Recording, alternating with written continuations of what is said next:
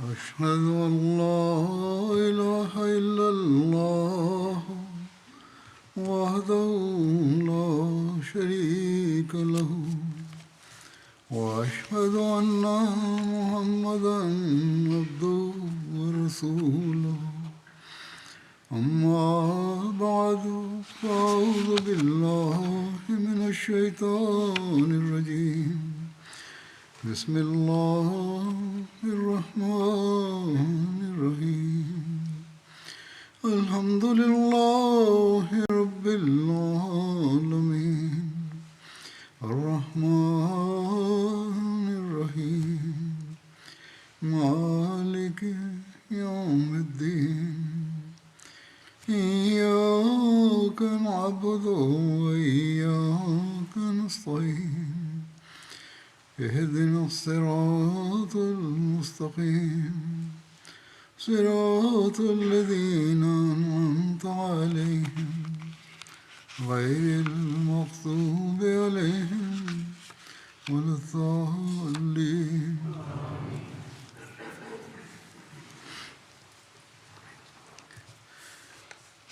حدیبیہ کے بارے میں بیان ہو رہا ہے. اس بارے میں بدیل بن ورقا خزائی اور دیگر قریش کے قاصدوں کا رسول کریم صلی اللہ علیہ وسلم کے پاس آنے کا بھی ذکر ملتا ہے. اس کی تفصیل میں حضرت مرزا بشیر احمد صاحب نے یوں بیان کیا ہے کہ حضرت صلی اللہ علیہ وسلم نے حدیبیہ کی وادی میں پہنچ کر اس وادی کے چشمے کے پاس قیام کیا. جب صحابہ اس جگہ ڈیرے ڈال چکے تو قبیلہ خزاعہ کا ایک نامور رئیس بدیل بن ورقا نامی جو قریب ہی کے علاقے میں آباد تھا اپنے چند ساتھیوں کے ساتھ حضرت صلی اللہ علیہ وسلم کی ملاقات کے لیے آیا اور اس نے آپ سے عرض کیا کہ مکہ کے رؤساء جنگ کے لیے تیار کھڑے ہیں اور وہ کبھی بھی آپ کو مکے میں داخل نہیں ہونے دیں گے. آپ نے فرمایا ہم تو جنگ کی غرض سے نہیں آئے بلکہ صرف عمرے کی نیت سے آئے ہیں اور افسوس ہے کہ باوجود اس کے کہ قریش مکہ کو جنگ کی آگ نے جلا جلا کر خاک کر رکھا ہے مگر پھر بھی یہ لوگ باز نہیں آتے اور میں تو ان لوگوں کے ساتھ اس سمجھوتے کے لیے بھی تیار ہوں کہ وہ میرے خلاف جنگ بند کر کے مجھے دوسرے لوگوں کے لیے آزاد چھوڑ دیں. لیکن اگر انہوں نے میری اس تجویز کو بھی رد کر دیا اور بہر صورت جنگ کی آگ کو بھڑکائے رکھا تو مجھے بھی اس ذات کی قسم ہے جس کے ہاتھ میں میری جان ہے کہ پھر میں بھی اس مقابلے سے اس وقت تک پیچھے نہیں ہٹوں گا کہ یا تو میری جان اس راستے میں قربان ہو جائے اور یا خدا مجھے فتح عطا کرے. اگر میں ان کے مقابلے میں آ کر مٹ گیا تو قصہ ختم ہوا لیکن اگر خدا نے مجھے فتح عطا کی اور میرے لائے ہوئے دین کو غلبہ عطا حاصل ہو گیا تو پھر مکے والوں کو بھی ایمان لے آنے میں کوئی تعامل نہیں ہونا چاہیے. بدیل بن ورقا پر آپ کی اس مخلصانہ اور درد مندانہ تقریر کا بہت اثر ہوا اور اس نے آپ سے عرض کیا کہ آپ مجھے کچھ مہلت دیں کہ میں مکے جا کر آپ کو پیغام پہنچاؤں اور مصالحت کی کوشش کروں. آپ نے اجازت دی اور بدیل اپنے قبیلے کے چند آدمیوں کو اپنے ساتھ لے کر مکے کی طرف روانہ ہو گیا. جب بدیل بن ورقا مکے میں پہنچا تو اس نے قریش کو جمع کر کے ان سے کہا کہ میں تو اس شخص یعنی محمد رسول اللہ صلی اللہ علیہ وسلم کے پاس سے آ رہا ہوں اور میرے سامنے اس نے ایک تجویز پیش کی ہے. اگر آپ اجازت دیں تو میں اس کا ذکر کروں. اس پر قریش کے جوشیلے اور غیر ذمہ دار لوگ کہنے لگے کہ ہم اس شخص کی کوئی بات سننے کے لیے تیار نہیں، یعنی آمد رسول اللہ علیہ وسلم کی کوئی بات سننے کے لیے تیار نہیں ہے، مگر اہل و رائے اور سکا لوگوں نے کہا کہ ہاں ہاں جو تجویز بھی ہے ہمیں بتلاؤ۔ چنانچہ حذیل نے حضرت صلی اللہ علیہ وسلم کی بیان کردہ تجویز کا اعادہ کیا۔ اس پر ایک شخص عروہ بن مسعود نامی جو قبیلہ ثقیف کا ایک بہت بااثر رئیس تھا، اس وقت مکے میں موجود تھا، کھڑا ہو گیا اور قدیم عربی انداز میں قریش سے کہنے لگا، اے لوگو، کیا میں تمہارے باپ کی جگہ نہیں ہوں؟ ان لوگوں نے کہا ہاں ہو۔ پھر اس نے کہا، کیا آپ لوگ میرے بیٹوں کی طرح نہیں ہیں؟ انہوں نے کہا ہاں ہم بھی بیٹوں کی طرح ہیں۔ پھر عروہ نے کہا، کیا تمہیں مجھ پر کسی قسم کی بے اعتمادی ہے؟ قریش نے کہا ہرگز نہیں۔ اس نے کہا تو پھر میری یہ رائے ہے کہ اس شخص یعنی محمد صلی اللہ علیہ وسلم نے آپ کے سامنے ایک عمدہ بات پیش کی ہے، آپ کو چاہیے کہ اس تجویز کو قبول کر لیں اور مجھے اجازت دیں کہ میں آپ کی طرف سے محمد صلی اللہ علیہ وسلم کے پاس جا کر مزید گفتگو کروں۔ قریش نے کہا بے شک آپ جائیں اور گفتگو کریں۔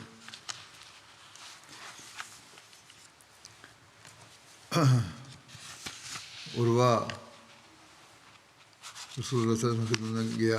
اس کی تفصیل میں لکھا ہے کہ عروہ رسول اللہ صلی اللہ علیہ وسلم کے پاس آیا اور کہنے لگا، اے محمد صلی اللہ علیہ وسلم، میں نے کعب بن لوئی اور عامر بن لوئی کو حدیبیہ کے پانیوں پر چھوڑا ہے، ان کے ساتھ دودھ دینے والی اونٹنیاں ہیں۔ انہوں نے حابیش قریش کے حلیف قبائل تھے، انہوں نے حبشی نامی پہاڑی کے دامن میں حلف لیا تھا، اس لیے ان لوگوں کو احابیش کہا جانے لگا، اور ان کے پیروکاروں کو بلایا ہے، کہنے لگا، اور انہوں نے چیتے کی کھالیں پہن رکھی ہیں، یعنی ان کافروں نے چیتے کی کھالیں پہن رکھی ہیں، جنگ کے لیے تیار ہیں، اور وہ قسم کھا چکے ہیں کہ وہ بیت اللہ اور آپ کے درمیان راستہ نہیں چھوڑیں گے یہاں تک کہ آپ ان کو ہلاک کر دیں، یعنی حضرت صلی اللہ علیہ وسلم ان کو ہلاک کر دیں۔ بے شک آپ، اور اس نے وہ کہنے لگا کہ بے شک آپ اور جن کے ساتھ آپ جنگ کریں گے، دو امور میں سے ایک امر طے ہے، یا تو وسلم کہنے لگا کہ یا تو آپ اپنی قوم کو ہلاک کر دیں گے، اور آج تک یہ نہیں سنا گیا کہ کسی آدمی نے اپنی قوم کو ہلاک کیا ہو اور اپنے گھر والوں کو ہلاک کیا ہو، یا وہ لوگ جو آپ کے ساتھ ہیں وہ آپ کو رسوا کر دیں گے، یعنی اس نے اس طرح بھی ڈرانے کی کوشش کی کہ یہ لوگ تو بزدل ہو گئے ہیں جو آپ کے ساتھ ہیں۔ کہنے لگا کہ اللہ کی قسم، مجھے جو مختلف چہرے آپ کے ساتھ نظر آ رہے ہیں، صحابہ پر بڑی بدظنی کی اس نے، کہتا ہے کہ مجھے جو چہرے آپ کے نظر آ رہے ہیں وہ صرف بھاگنے والے ہی ہیں، اور ایک روایت میں ہے کہ ان لوگوں میں سے وہ لوگ ہیں جن کے چہرے کو میں نہیں پہچانتا اور نہ ہی ان کے نسب کو اور اخلاق کو، میں سمجھتا ہوں کہ وہ بھاگ جائیں گے اور آپ کو چھوڑ دیں گے۔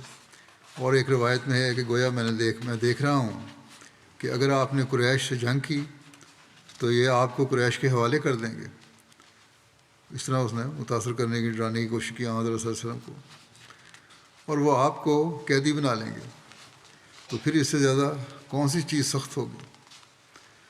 تو حضرت ابوبکر رضی اللہ عنہ جو رسول اللہ صلی اللہ علیہ وسلم کے پیچھے بیٹھے تھے، وہ غصے ہو گئے اور کہنے لگے، اپنے بت لات کو چومتے پھرو، یعنی اس کی پوجا کرو، یہ باتیں ہم سے نہ کرو تم، کیا ہم آپ صلی اللہ علیہ وسلم کو چھوڑ جائیں گے؟ تو عروہ نے کہا یہ کون ہے؟ انہوں نے جواب دیا کہ یہ ابوبکر ہیں۔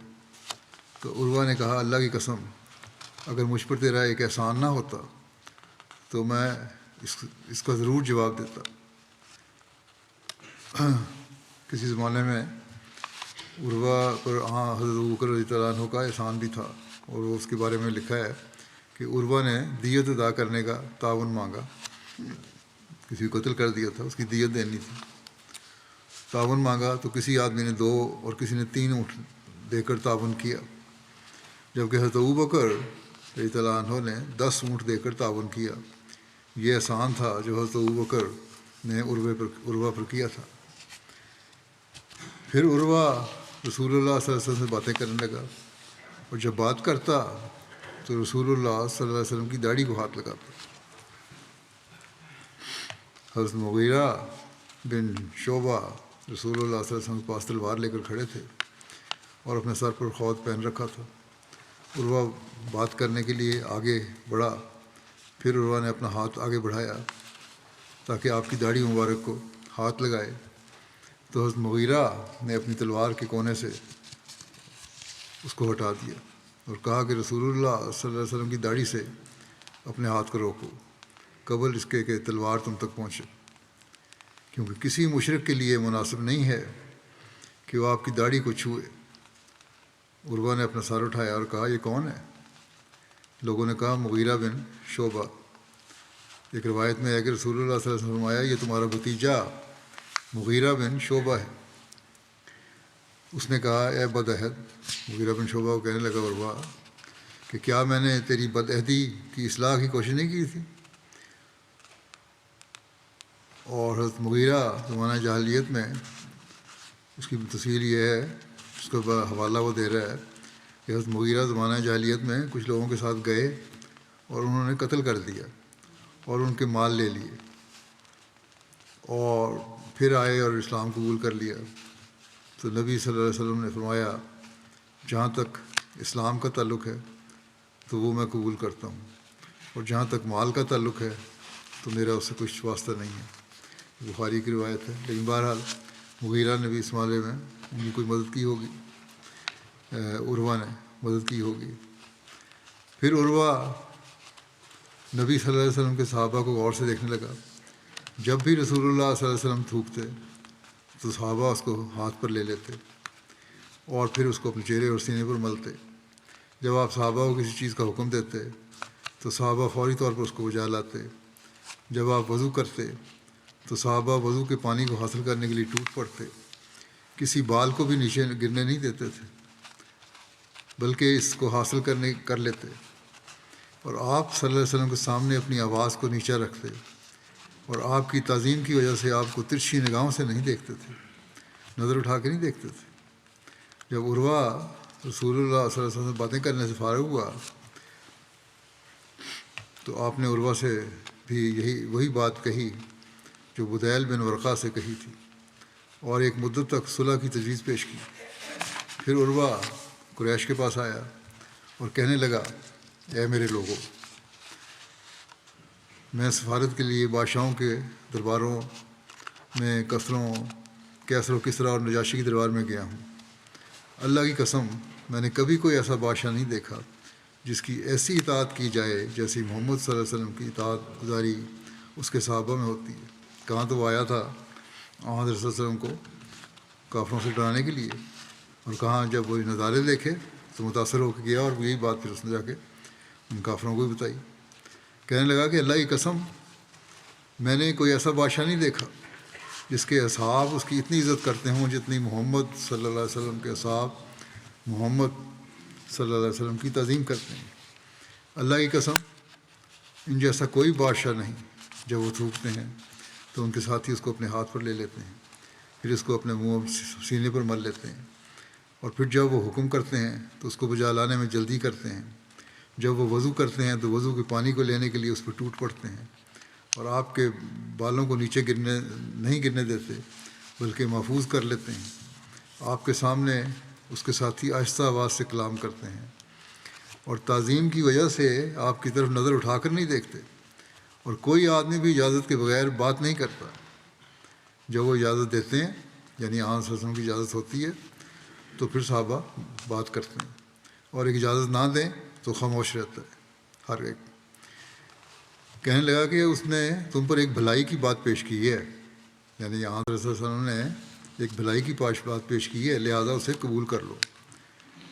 بے شک کہنے لگا بے شک میں نے اپنی قوم کو محتاط کر دیا، اور تم خوب جان لو کہ اگر تم نے اس کے ساتھ تلوار کا ارادہ کر لیا تو وہ بھی تلوار کو تمہارے خلاف استعمال کریں گے، اور جب تم ان کے صاحب کو روک دو گے، یعنی آسن کو روک دو گے، تو میں نے اس قوم کو دیکھا ہے کہ وہ اس بات کی بالکل پرواہ نہیں کریں گے کہ ان کے ساتھ کیا ہوتا ہے۔ اللہ کی قسم، میں نے اس کے ساتھ ایسی عورتیں بھی دیکھی ہیں جو اس کو ہمارے سپرد نہیں کریں گے۔ اے میری قوم، اپنی رائے کو بدل لو اور اس کے پاس جاؤ اور تم وہ چیز قبول کر لو جو وہ تمہارے سامنے رکھتے ہیں، یعنی آن وسلم نے جو صلح کی پیشکش کی ہے، عمرے کی بات کی ہے، اس کو مان لو۔ کہنے لگا کہ میں تمہارا خیر خواہ ہوں، اس کے ساتھ مجھے یہ خوف بھی ہے کہ تمہاری مدد اس شخص کے خلاف نہیں کی جائے گی جو بیت اللہ کی زیارت کے لیے آیا ہے۔ اس کے پاس قربانی کے جانور ہیں جن کو وہ ذبح کریں گے اور پھر لوٹ جائیں گے۔ اس پر قریش نے کہا، اے ابو یافور، یعنی عروہ کو کہا، پکارا، یہ بات نہ کرو، کیا تیرے علاوہ کسی اور شخص نے بھی یہ بات کی ہے؟ اس کے برعکس ہم اس کو اس سال واپس بھیج دیں گے اور وہ آئندہ سال آئیں گے۔ تو عروہ نے کہنے لگا کہ تم کو سخت مصیبت اٹھانا پڑے گی۔ پھر عروہ اور اس کے ساتھی طائف کی طرف چلے گئے۔ حضرت مسلم موعود رضی اللہ عنہ نے بھی صلح حدیبیہ کے واقعات بیان کیے ہیں۔ آپ بھی بیان کرتے ہوئے فرماتے ہیں کہ رسول کریم صلی اللہ علیہ وسلم جب خانہ کعبہ کے طواف کے لیے تشریف لے گئے تو کفار مکہ نے خبر پا کر آپ اپنے ایک سردار کو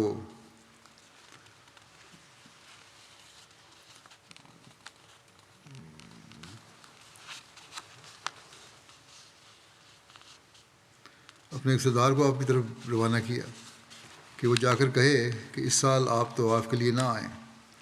وہ سردار آپ کے پاس پہنچا اور بات چیت کرنے لگا۔ بات کرتے وقت اس نے آپ کی ریش مبارک کو ہاتھ لگایا کہ آپ اس دفعہ طواف نہ کریں اور کسی اگلے سال پر ملتوی کر دیں۔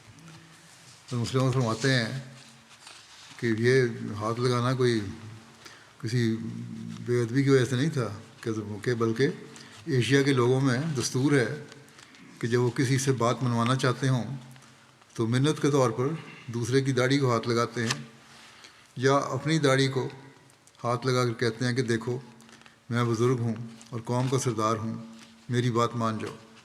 چنانچہ اس سردار نے بھی منت کے طور پر آپ کی داڑھی کو ہاتھ لگایا۔ یہ دیکھ کر ایک صحابی آگے بڑھے اور اپنی تلوار کا ہتھا مار کر سردار سے کہا کہ اپنے ناپاک ہاتھ پیچھے ہٹاؤ۔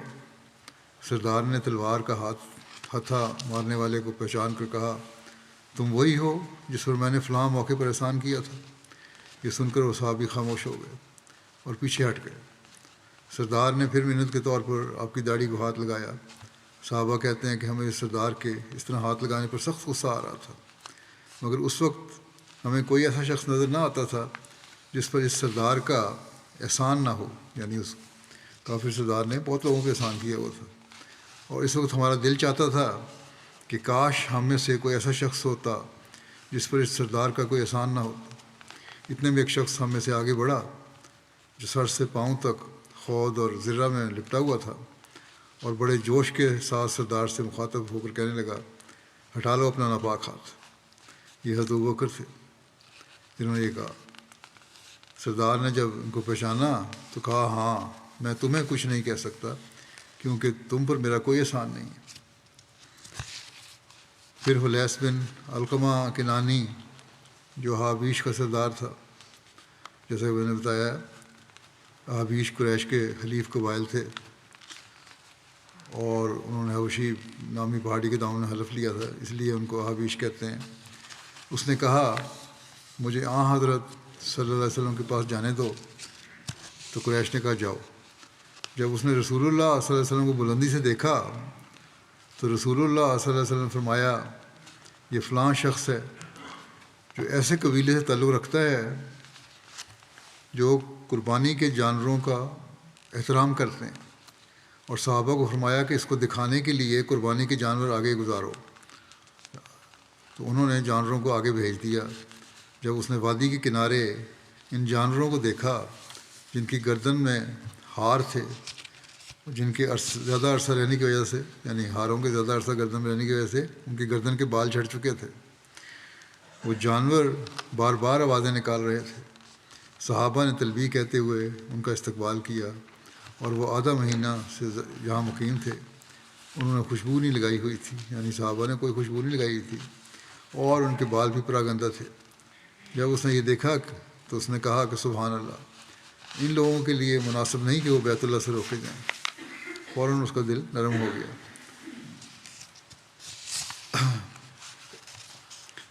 کہنے لگا کہ اللہ تعالیٰ نے اس بات کی اجازت نہیں دی کہ لخم، جذام، کندہ اور حمیر قبائل جو ہیں یہ تو حج کریں اور عبد المطلب کے بیٹے کو روکا جائے۔ یہ مناسب نہیں ہے کہ قریش ان کو بیت اللہ سے روکیں۔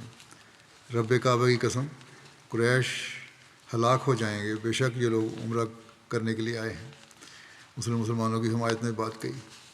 یہ باتیں سن کر رسول اللہ صلی اللہ علیہ وسلم نے فرمایا، اللہ کی قسم اے بنو کنانہ کے بھائی، بالکل ایسی ہی بات ہے۔ اس کو یہ جواب دیا آپ نے۔ وہ اس قدر متاثر ہوا کہ قریش کی طرف جا کر کہنے لگا کہ میں نے ایسی چیز دیکھی ہے جس کی وجہ سے مسلمانوں کو روکنا جائز نہیں ہے۔ میں نے جانوروں کو دیکھا ہے، گلے میں ہاروں کی وجہ سے ان کے بال جھڑ چکے ہیں، اور وہ ہار ان کی گردنوں میں کافی دیر سے پڑے ہوئے ہیں، لوگوں کے سر پراگندہ ہو چکے ہیں، اور یہ سب اس لیے ہے کہ وہ بیت اللہ کا طواف کر سکیں۔ اور اللہ کی قسم ہم نے اس بات پر تم سے معاہدہ نہیں کیا تھا، اور اس نے کافروں کو کہا کہ ہم نے تم سے اس بات پر معاہدہ نہیں کیا تھا، اور نہ ہی ہم نے تم سے اس بات پر عقد کیا ہے کہ تم ہر اس شخص کو روکو گے جو اس بیت اللہ کی حرمت اور تعظیم کو قائم کرنے والا ہوگا اور اس کا حق ادا کرنے والا ہے، اور وہ قربانی کے جانور لے کر انہیں ان کے مقام تک لے جانا چاہتا ہے۔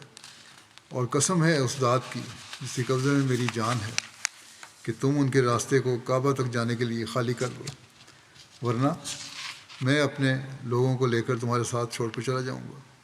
اس نے کہا ان کو جانے کی اجازت دو عمرہ کرنے کی۔ قریش نے کہا کہ اے حلیس، تم خاموش رہو تاکہ ہم اپنی مرضی کی شرائط ان سے منوا لیں۔ اور ایک روایت میں ہے کہ قریش نے کہا کہ تو بیٹھ جا، تو عربی یعنی دیہاتی ہے، تجھے کچھ پتہ نہیں ہے، تو نے محمد صلی اللہ علیہ وسلم جو کچھ سنا ہے اور دیکھا ہے وہ مکر و فریب ہے، نعوذ باللہ۔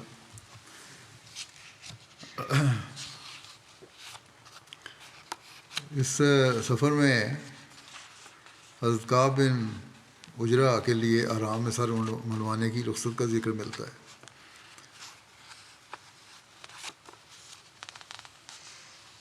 اس کی تفصیل میں بیان ہوئی ہے کہ حضرت کعب بن عجرہ سے روایت ہے کہ ہم حدیبیہ مقام میں رسول اللہ صلی اللہ علیہ وسلم کے ہمراہ تھے۔ ہم حالت احرام میں تھے، مشرکین نے ہمارا محاصرہ کر رکھا تھا، میرے بال لمبے تھے، جوئیں میرے چہرے پر گرنے لگیں۔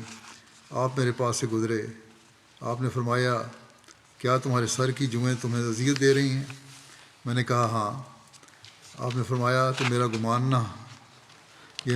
نہ تھا کہ تمہاری یہ اذیت اس قدر زیادہ ہو جائے گی۔ آپ نے مجھے سر منڈوانے کا حکم دیا اور کہ تم سر منڈوا سکتے ہو پہلے ہی۔ اللہ تعالیٰ نے آیت نازل فرمائی کہ فمن کان منکم مریضا او بہ عظم من راسہ ففدیۃ من صیام او صدقۃ او نسک۔ بس اگر تم میں سے کوئی بیمار ہو یا اس کے سر میں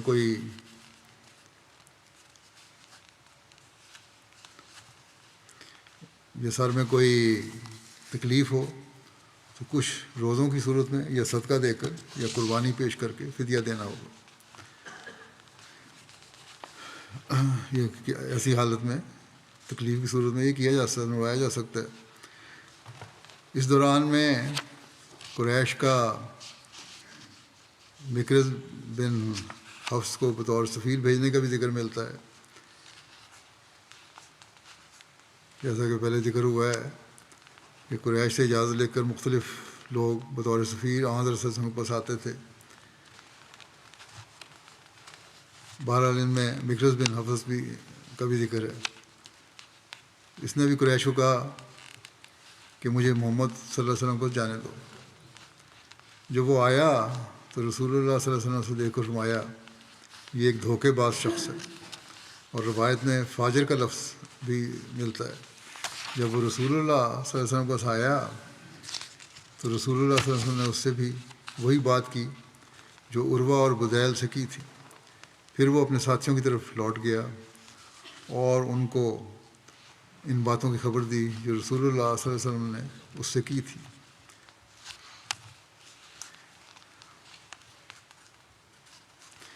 رسول اللہ صلی اللہ علیہ وسلم کا اس معاملے میں حضرت خراش بن امیہ کو قریش کی طرف بھیجنے کا بھی ذکر ملتا ہے. یعنی آپ نے اپنا بھی ایک سفیر بھیجا. محمد بن اسحاق نے لکھا ہے کہ رسول اللہ صلی اللہ علیہ وسلم نے اپنے اونٹ پر حضرت خراش بن امیہ کو قریش کی طرف بھیجا. اس اونٹ کا نام ثعلب تھا تاکہ قریش کے لوگوں تک وہ پیغام پہنچا دیں جس کے لیے وہ آئے ہیں. تو اکرمہ بن ابی جہل نے اونٹ کی کونچیں کاٹ ڈالیں. اکرمہ نے اس کے قتل کا بھی ارادہ کیا نمائندے کے، لیکن احابیش نے روک دیا تو انہوں نے حضرت خراش کو جانے دیا اور وہ رسول اللہ صلی اللہ علیہ وسلم کے پاس واپس آ گئے اور جو ان کے ساتھ ہوا تھا وہ رسول اللہ صلی اللہ علیہ وسلم کو بتا دیا. بہرحال قریش نقص امن کی صورتحال پیدا کرتے رہے، لیکن حضرت صلی اللہ علیہ وسلم درگزر فرماتے رہے. اس کی تفصیل میں جگہ مرزا بشیر احمد صاحب نے یوں لکھا ہے کہ قریش مکہ نے اس پر اکتفا نہیں کیا بلکہ اپنے جوش میں اندھے ہو کر اس بات کا بھی ارادہ کیا کہ جب کہ حضرت صلی اللہ علیہ وسلم اور آپ کے صحابہ مکے سے اس قدر قریب اور مدینے سے اتنی دور آئے ہوئے ہیں تو ان پر حملہ کر کے جہاں تک ممکن ہو نقصان پہنچایا جائے. چنانچہ اس غرض کے لیے انہوں نے 40-50 آدمیوں کی ایک پارٹی حدیبیہ کی طرف روانہ کی اور اس گفت و شنید کے پردے میں جو اس وقت فریقین میں جاری تھی ان لوگوں کو ہدایت دی کہ اسلامی کیمپ کے ارد گرد گھومتے ہوئے طاق میں رہیں اور موقع پا کر مسلمانوں کو کا نقصان کرتے رہیں. بلکہ بعض روایتوں سے یہاں تک پتہ لگتا ہے کہ یہ لوگ تعداد میں 80 تھے اور اس موقع پر قریش نے حضرت صلی اللہ علیہ وسلم کے قتل کی بھی سازش کی تھی. مگر بہرحال خدا تعالیٰ کے فضل سے مسلمان اپنی جگہ ہوشیار تھے. چنانچہ قریش کی اس سازش کا راز کھل گیا اور یہ لوگ سب کے سب گرفتار کر لیے گئے. مسلمانوں کو اہل مکہ کی اس حرکت پر جو اشر حرم ہے اور پھر گویا حرم کے علاقے میں کی گئی تھی سخت طیش تھا. مگر حضرت صلی اللہ علیہ وسلم نے ان لوگوں کو معاف فرما دیا اور مصالحت کی کوشش میں روک نہ پیدا ہونے دی. پھر یہ ذکر ملتا ہے، بڑا مشہور واقعہ ہے، جب حضرت عثمان رضی اللہ عنہ کو بھی بطور سفیر حضرت صلی اللہ علیہ وسلم نے بھجوایا. علامہ بہقی نے عروہ سے روایت کی ہے کہ پھر نبی کریم صلی اللہ علیہ وسلم نے حضرت عمر بن خطاب کو بلایا تاکہ انہیں قریش کی طرف بھیجیں. تو انہوں نے عرض کیا کہ یا رسول اللہ صلی اللہ علیہ وسلم، قریش میری دشمنی سے واقف ہیں، اس لیے مجھے اپنی جان پر خوف ہے اور بنو عدی میں سے کوئی شخص ایسا نہیں ہے جو میری حفاظت کرے. اور یا رسول اللہ کہنے لگے کہ یا رسول اللہ اگر آپ چاہتے ہیں تو میں چلا جاتا ہوں. تو رسول اللہ صلی اللہ علیہ وسلم نے ان سے کچھ نہ کہا. تو حضرت عمر نے کہا یا رسول اللہ میں آپ کو ایک ایسے شخص کا بتلاتا ہوں جس کی مکے میں مجھ سے زیادہ عزت ہے اور زیادہ بڑا خاندان ہے، جو اس کی حفاظت کریں گے اور وہ آپ کے پیغام کو جو آپ چاہتے ہیں پہنچا دیں گے. اور وہ شخص حضرت عثمان بن عفان ہے. حضرت عمر نے کسی جان کے خوف سے یہ بات نہیں کہی تھی. انہوں نے کہا تھا میں جاؤں گا یہ مار دیں گے، جو پیغام پہنچانے کا مقصد پورا نہیں ہوگا، ایک فتنہ پیدا ہو جائے گا. اس لیے بہتر یہی ہے کہ میں نہ جاؤں، حضرت عثمان جائیں۔ تو بہرحال رسول اللہ صلی اللہ علیہ وسلم نے حضرت عثمان کو بلایا اور فرمایا تم قریش کے پاس جا کر انہیں خبر دو کہ ہم قتال کرنے کے لیے نہیں آئے بلکہ عمرہ کرنے کے لیے آئے۔ اس کی تفسیر سیرت ختم النبیین میں حضرت مرزا بشیر احمد صاحب نے یوں لکھی ہے کہ حضرت صلی اللہ علیہ وسلم نے حضرت عثمان سے ارشاد فرمایا کہ وہ مکے جائیں اور قریش کو مسلمانوں کے پرامن ارادوں اور عمرہ کی نیت سے آگاہ کریں، اور آپ صلی اللہ علیہ وسلم نے حضرت عثمان کو اپنی طرف سے ایک تحریر بھی لکھ کر دی جو رؤسائے قریش کے نام تھی۔ اس تحریر میں حضرت صلی اللہ علیہ وسلم نے اپنے آنے کی غرض بیان کی اور قریش کو یقین دلایا کہ ہماری نیت صاف ہے، ہماری نیت صرف ایک عبادت کا بجا لانا ہے اور ہم پرامن صورت میں عمرہ بجا لا کر واپس چلے جائیں گے۔ آپ صلی اللہ علیہ وسلم نے حضرت عثمان سے یہ بھی فرمایا کہ مکے میں جو کمزور مسلمان ہیں انہیں بھی ملنے کی کوشش کرنا اور ان کی ہمت بڑھانا اور کہنا کہ ذرا اور صبر سے کام لیں، خدا عنقریب کامیابی کا دروازہ کھولنے والا ہے۔ بڑا یقین تھا حضرت صلی اللہ علیہ وسلم کو۔ یہ پیغام لے کر حضرت عثمان مکے میں گئے اور ابو سفیان سے مل کر جو اس زمانے میں مکے کا رئیس اعظم تھا اور حضرت عثمان کا قریبی عزیز بھی تھا، اہل مکہ کے ایک عام مجمع میں پیش ہوئے۔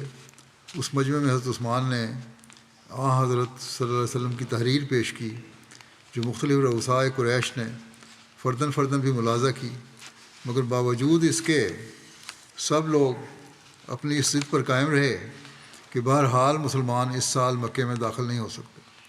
حضرت عثمان کے زور دینے پر قریش نے کہا کہ اگر تمہیں زیادہ شوق ہے تو ہم تم کو ذاتی طور پر طواف بیت اللہ کا موقع دے دیتے ہیں۔ حضرت عثمان کو آفر کی کہ آپ کر لیں طواف، مگر اس سے زیادہ نہیں ہو سکتا۔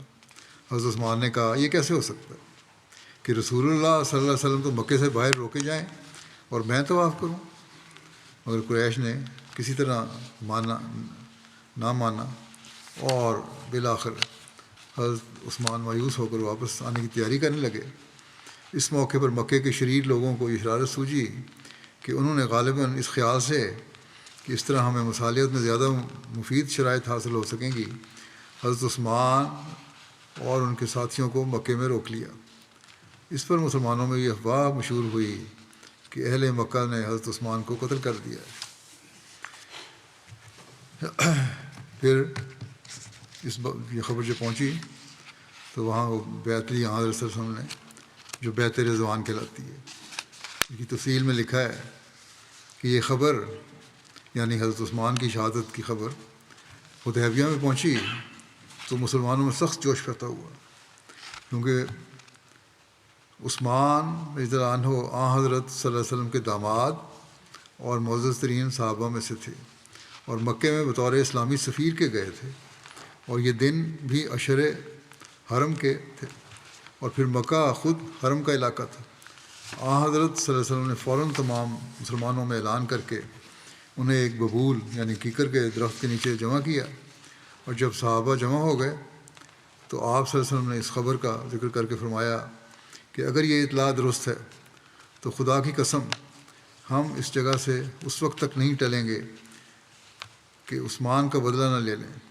پھر آپ نے صحابہ سے فرمایا آؤ اور میرے ہاتھ پر ہاتھ رکھ کر جو اسلام میں بیعت کا طریق ہے یہ عہد کرو کہ تم میں سے کوئی شخص پیٹھ نہیں دکھائے گا اور اپنی جان پر کھیل جائے گا مگر کسی حال میں اپنی جگہ نہیں چھوڑے گا۔ اس اعلان پر صحابہ بیعت کے لیے اس طرح لپکے کہ ایک دوسرے پر گرے پڑتے تھے، اور ان 1400-1500 مسلمانوں کا کہ یہی اس وقت اسلام کی ساری پونجی تھی، ایک ایک فرد اپنے محبوب آقا کے ہاتھ پر گویا دوسری دفعہ بک گیا۔ جب بیعت ہو رہی تھی حضرت صلی اللہ علیہ وسلم نے اپنا بایاں ہاتھ اپنے دائیں ہاتھ پر رکھ کر فرمایا یہ عثمان کا ہاتھ ہے، کیونکہ اگر وہ یہاں ہوتا تو اس مقدس سودے میں کسی سے پیچھے نہ رہتا، لیکن اس وقت تو خدا اور اس کے رسول کے کام میں مصروف ہے۔ اس طرح یہ بجلی کا سا منظر اپنے اختتام کو پہنچا۔ اسلامی تاریخ میں یہ بیعت رضوان کے نام سے مشہور ہے۔ یعنی وہ بیعت جس میں مسلمانوں نے خدا کی کامل رضا مندی کا انعام حاصل کیا۔ قرآن شریف نے بھی اس بیعت کا خاص طور پر ذکر فرمایا ہے، چنانچہ فرماتا ہے لقد رضی اللہ عن المؤمنین اذ یبایعونک تحت الشجرۃ فعلم ما فی قلوبہم وانزل السکینۃ علیہم واصابہم فتحا قریبا۔ یعنی اللہ تعالیٰ خوش ہو گیا مسلمانوں سے، جبکہ اے رسول صلی اللہ علیہ وسلم وہ ایک درخت کے نیچے تیری بیعت کر رہے تھے، کیونکہ اس بیعت سے ان کے دلوں کا مخفی اخلاص خدا کے ظاہری علم میں آ گیا، سو خدا نے بھی ان پر سکینت نازل فرمائی اور انہیں ایک قریب کی فتح کا انعام عطا کیا۔ صحابہ کرام بھی ہمیشہ اس بیعت کو بڑے فخر سے اور محبت کے ساتھ بیان کیا کرتے تھے، اور ان میں سے اکثر بعد میں آنے والے لوگوں سے کہا کرتے تھے کہ تم تو مکہ کی فتح کو شمار کرتے ہو، بڑا سمجھتے ہو، مگر ہم بیت رضوان ہی کو فتح خیال کرتے تھے۔ اور اس میں شبہ نہیں کہ یہ بیعت اپنے قبائل کے ساتھ مل کر ایک نہایت عظیم الشان فتح تھی، نہ صرف اس لیے کہ اس نے آئندہ فتوحات کا دروازہ کھول دیا، بلکہ اس لیے بھی کہ اس سے اسلام کی اس جاں فروشانہ روح کا جو دین محمدی کا گویا مرکزی نقطہ ہے، ایک نہایت شاندار رنگ میں اظہار ہوا، اور فدائیان اسلام نے اپنے عمل سے بتا دیا کہ وہ اپنے رسول اور اس رسول کی لائی ہوئی صداقت کے لیے ہر میدان میں اور اس میدان کے ہر قدم پر موت و حیات کے سودے کے لیے تیار ہیں۔ اس لیے صحابہ کرام بیت رضوان کا ذکر کرتے ہوئے کہا کرتے تھے کہ یہ بیعت موت کے عہد کی بیعت تھی، یعنی اس عہد کی بیعت تھی کہ ہر مسلمان اسلام کی خاطر اور اسلام کی عزت کی خاطر اپنی جان پر کھیل جائے گا مگر پیچھے نہیں ہٹے گا۔ اور اس بیعت کا خاص پہلو یہ تھا کہ یہ عہد و پیمان صرف منہ کا ایک وقتی اقرار نہیں تھا جو عارضی جوش کی حالت میں کر دیا گیا ہو، بلکہ دل کی گہرائیوں کی آواز تھی جس کے پیچھے مسلمانوں کی ساری طاقت ایک نقطۂ واحد پر جمع تھی۔ حضرت عثمان کی شہادت کی خبر اور بیت رضوان کا ذکر حضرت مسلم موعود نے فرمایا ہے۔ اس میں لکھتے ہیں، اپنے بیان فرماتے ہیں اپنے خطبے میں، تقریر میں،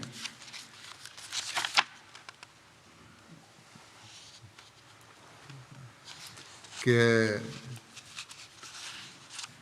اس پر رسول اللہ صلی اللہ علیہ وسلم نے صحابہ کو جمع کیا جب یہ واقعہ کی اطلاع ملی ہے حضرت عثمان کے، اور فرمایا سفیر کی جان ہر قوم میں محفوظ ہوتی ہے، تم نے سنا ہے کہ عثمان کو مکے والوں نے مار دیا ہے، اگر یہ خبر درست نکلی تو ہم بزور مکہ میں داخل ہوں گے، یعنی ہمارا پہلا ارادہ کہ صلح کے ساتھ مکہ میں داخل ہوں گے، جن حالات کے ماتحت تھا وہ چونکہ تبدیل ہو جائیں گے، اس لیے ہم اس ارادے کے پابند نہ رہیں گے۔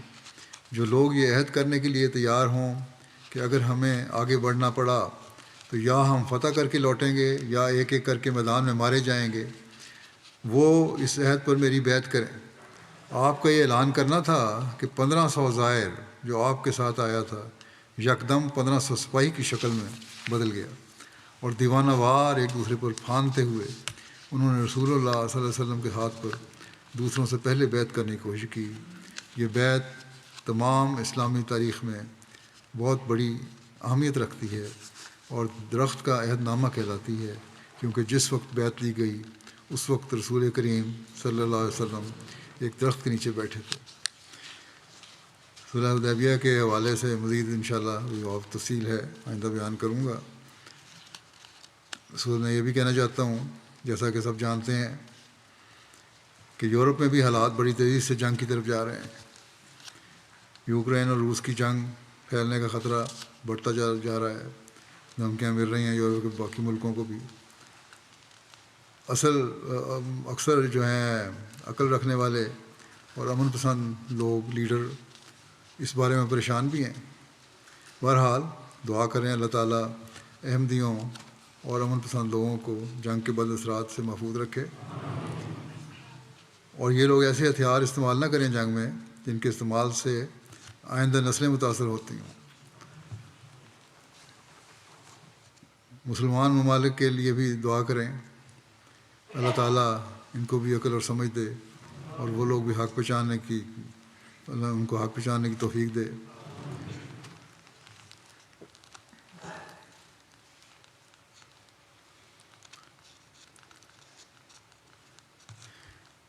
دوسرے اس بات کی طرف توجہ دلانا چاہتا ہوں کہ یہ حالات جس طرح تیزی سے بگڑے ہیں اور بگڑ رہے ہیں، ان حالات کی وجہ سے پہلے لوگوں نے توجہ ہے، لیکن مزید دوبارہ یاد دہانی کرا دوں کہ گھروں میں 2-3 مہینے کا راشن رکھنے کی کوشش کریں.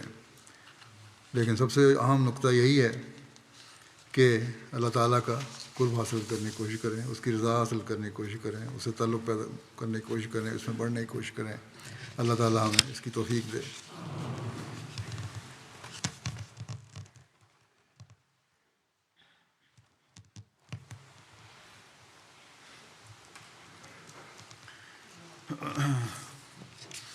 الحمد للہ نحمدہ